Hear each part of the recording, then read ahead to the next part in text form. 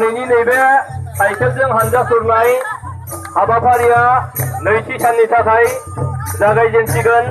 बेनिखायनो नैबे समाव बयबो जोंनि मावथि लोगो बिथांमोनखौ जोङो गिबियावनो कक्लाबारि समस्तिनि जानानै रोजा रोजा साबायखर बावनानै बरायग्रोनाय जाबाय। दा गिबियाव जोंनि इउपिपिएल दोलोनि माननीय गेदेर आफादगिरि बिथां सारखौ जोंनि ओनसोलनिफ्राय माखासे हानजाफोरा बरायनो नागिरदों। दा बरायनायखौ नाजावनो थाखाय जोङो खर' गंग्लाय खावलायनाय जाबाय। दा गिबियावनो बरायगोन जोंनि कक्लाबारि आइजो गांनां आफादनि बिथांमोना जोंनि माननीय गेदेर आफादगिरि बिथां प्रमद बर' सारखौ बरायगोन। बिथांमोनखौ बरायनो थाखाय खावलायनाय जाबाय। आरो बरायबावगोन गरफामु गामि आफादनिफ्राय गामसा फालि जों बिथांमोना बरायनो नागिरदों। बिथांमोनखौबो बरायनो थाखाय खावलायबाय। अनजालि सेल्फ हेल्प ग्रुप गरफामु, जौगासि बेवाइ आफाद सेल्फ हेल्प ग्रुप, अमिता कसारि गरफामु गामि आफाद, रिंखांस्रि बसुमतारी बरफाम, मिनुति बसुमतारी बरफाम, सनिया बसुमतारी बरफाम, गरफामु जोहोलाव आफाद बिथांमोनखौ बरायनो थाखाय खावलायबाय। सोमसि सेल्फ हेल्प ग्रुप बिथांमोनखौबो बरायनो थाखाय खावलायबाय। गिरि सेल्फ हेल्प ग्रुप गरफामु गामि बिथांमोनखौबो बरायनो थाखाय खावलायबाय। गोजोन सेल्फ हेल्प ग्रुप गरफामु गामिनिफ्राय बिथांमोनखौबो बरायनो थाखाय खावलायदों। रिंखांस्रि सेल्फ हेल्प ग्रुप बिथांमोनखौबो बरायनो थाखाय खावलायबाय। आरोबाव दंबायो बरफामु सोरां लाइमोन आफाद बिथांमोनखौबो बरायनो थाखाय खावलायबाय।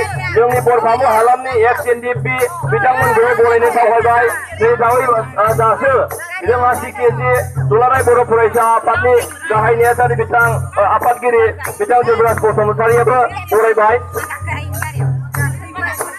दा नैबे समाव दिनैनि नैबे नैथि साननि थाखाय जागायजेननाय हाबाफारियाव फंनैसो बिबुंथि लाखिनो थाखाय जोंनि माननीय गेदेर आफादगिरि बिथां प्रमद बर' सारखौ आं खावलायबाय आरो दिनैनि जागायजेननाय हाबाफारिखौबो बेखेवजेननो थाखाय आखायाव लानो थाखाय खावलायनाय जाबाय।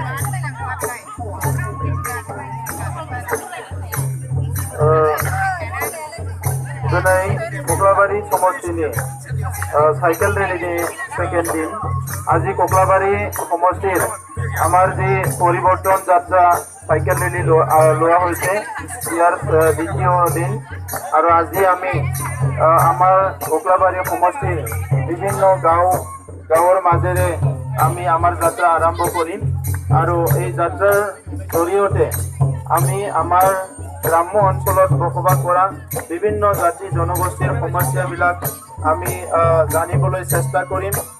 ইতিমধ্যে কক্লাবাৰী সমষ্টিত আমি কিছুমান সমস্যা আইডেন্টিফাই কৰিছো।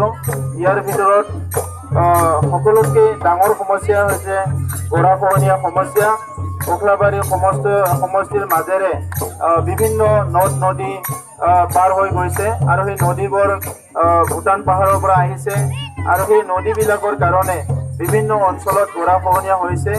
আমাৰ মাটি বাৰী বহুত ইয়াত গৰাখহনীয়াত মানে নদীৰ বুকুলৈ বা ডঙৰ বুকুলৈ গৈ আছে আৰু ইয়াৰ কাৰণে বহুত মানুহৰ ক্ষতি হৈছে।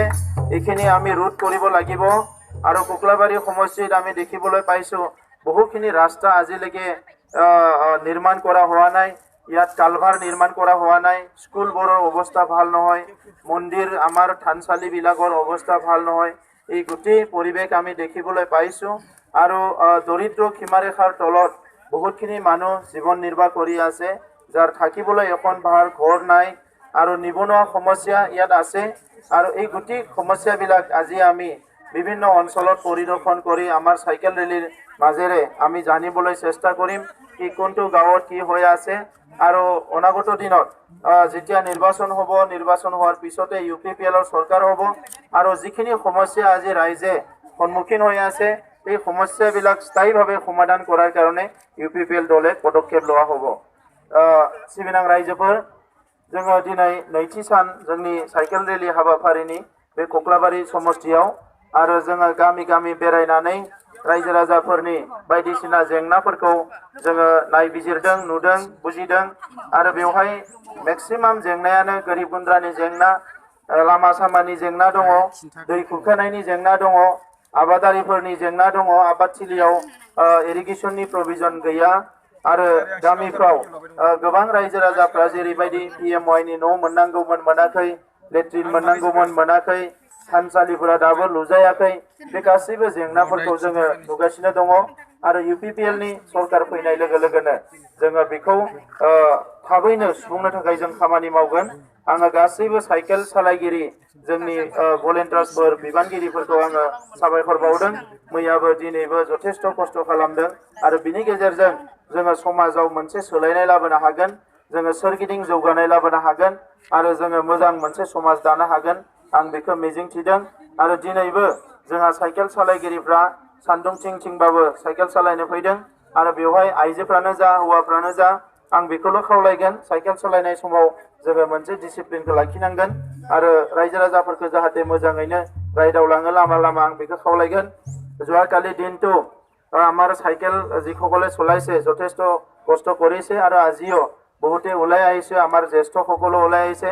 মই সকলোকে নমস্কাৰ জনাইছোঁ আৰু আজিও আমি গাঁৱে ভূঞে বিভিন্ন অঞ্চলত আমাৰ চাইকেল যাত্ৰা চলি যাব আৰু এইখিনি সময়ত যাতে সকলো ডিচিপ্লিন মেইনটেইন কৰে আৰু আমাৰ ৰাইজৰ সমস্যাবিলাক জানিবলৈ চেষ্টা কৰে মই সেইটোকে আহ্বান কৰিছোঁ। আৰু এই চাইকেল যাত্ৰা আমাৰ সফল হৈছে বুলি ইতিমধ্যে ক'ব পাৰে। আমাৰ হাজাৰ হাজাৰ লোক ইয়াত উপস্থিত হৈছে আৰু আমি আজিও বিভিন্ন অঞ্চল ঘূৰিম আৰু এইখিনি সময়ত মই সকলো আমাৰ অংশগ্ৰহণকাৰী আমাৰ দলৰ ইয়াত আছে প্ৰাক্তন MCLA অনিক বসুমতাৰী ডাঙৰীয়া, আমাৰ ডিষ্ট্ৰিক্টৰ ইনচাৰ্জ ইয়াত আছে দয়াল শৰণীয়া ডাঙৰীয়া, আমাৰ জিলাৰ সভাপতি মছলপুৰ জিলাৰ UPPLৰ মইনুল আলী ডাঙৰীয়া আছে, অৰ্গেনাইজিং সেক্ৰেটাৰী চেণ্ট্ৰেলৰ আমাৰ ৰংজালু বসুমতাৰী আছে, চেণ্ট্ৰেলৰ আমাৰ ভাইচ প্ৰেছিডেণ্ট আৰু বহুত নেতৃবৃন্দ ইয়াত উপস্থিত আছে আৰু সকলো নেতাসকলে ইয়াত অংশগ্ৰহণ কৰিছে। আমাৰ বডোচা ডাঙৰীয়া আছে। সকলো আমি এই চাইকেল ৰেলী অন্তলৈকে আমি আজি আমাৰ যে যাত্ৰা এইটো আমি সফল কৰিম আৰু সকলোকে ধন্যবাদ জনাই এতিয়া আমি যাত্ৰা আৰম্ভ কৰিবলৈ লৈছোঁ আৰু মই আশা কৰিছোঁ কি আমাৰ এই যাত্ৰাত ঈশ্বৰে আমাক ব্লেছিং দিব আৰু ভালকে আমি সমাপ্ত কৰিব পাৰিম।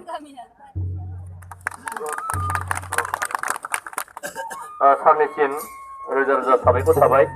दा नैबे समाव जोंनि गेजेराव जिहेतु इउपिपिएल दोलोनि गोबां आलासि बिथांमोनहा दैदेनगिरि बिथांमोना जोंजों बाहागो लानो हादों बिथांमोननि सिनायथिखौ आङो नैबे समाव होनो नागिरबाय এতিয়া আমাৰ মাজত উপস্থিত হ'ব পৰা আজি চাইকেল ৰেলী যাত্ৰাত উপস্থিত হ'ব পৰা আলহীবিলাকক মই চিনাকি দিবলৈ ওলাইছোঁ প্ৰথমে মই আলহীৰ চিনাকি কৰি দিম মইনুল আলী অৰ্গেনাইজিং ছেক্ৰেটাৰী ডাঙৰীয়াদেৱ এখেতক নিজৰ চিনাকি দিবলৈ মই অনুৰোধ কৰিছোঁ আৰু এখেতক এখন বিহু বাণীৰে আদৰণি জনোৱা হৈ গ'ল